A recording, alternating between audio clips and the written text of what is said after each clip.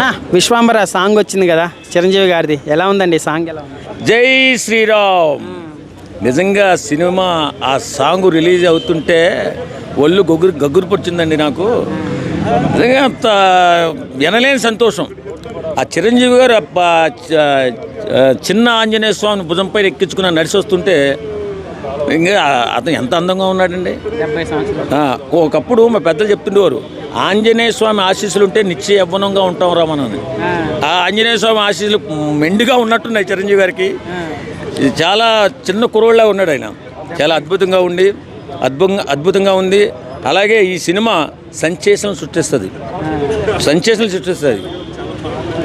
బింబిసారా అంజి ఆ రేంజ్లో ఆడుతుంది అంటారా? దానికంటే గొప్ప సినిమా అవుతుంది, రాసి పెట్టుకోండి. ఎందుకంటే ఇప్పుడున్న టెక్నాలజీ ప్రకారం అతను డైరెక్టర్ గారు ఇంత ముందు చేసిన సినిమా హనుమాన్ మామూలు హిట్.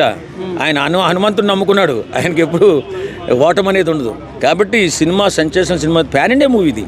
చిరంజీవి గారు ఇంతకుముందు తీశారు కానీ అవి అంతగా చూడలేదు. Shankar flop.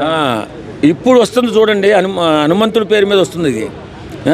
Last year mega ఫ్యామిలీకి చాలా బాగా కలిసి వచ్చింది. అంటే పవన్ అన్న డిప్యూటీ సీఎం అయ్యారు, చిరంజీవి గారికి చాలా అవార్డులు వచ్చాయి, రామ్ చరణ్కి కూతురు పుట్టింది క్లింకారా.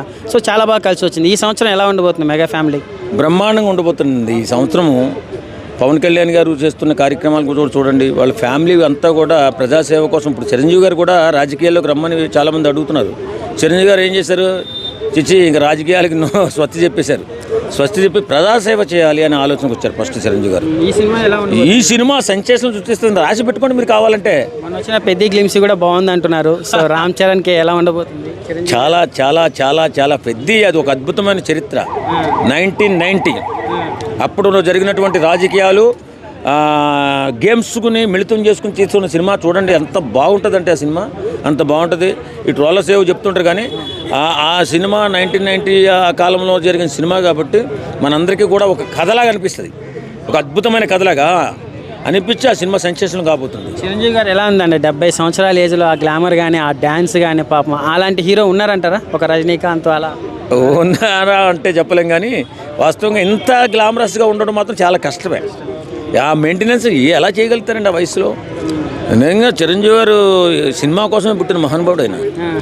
కాబట్టి ఆ తేజస్సు, ఆ వత్సస్సు, ఆంజనేయ స్వామి ఆశీస్సులు ఆయన అంటుంటాయి.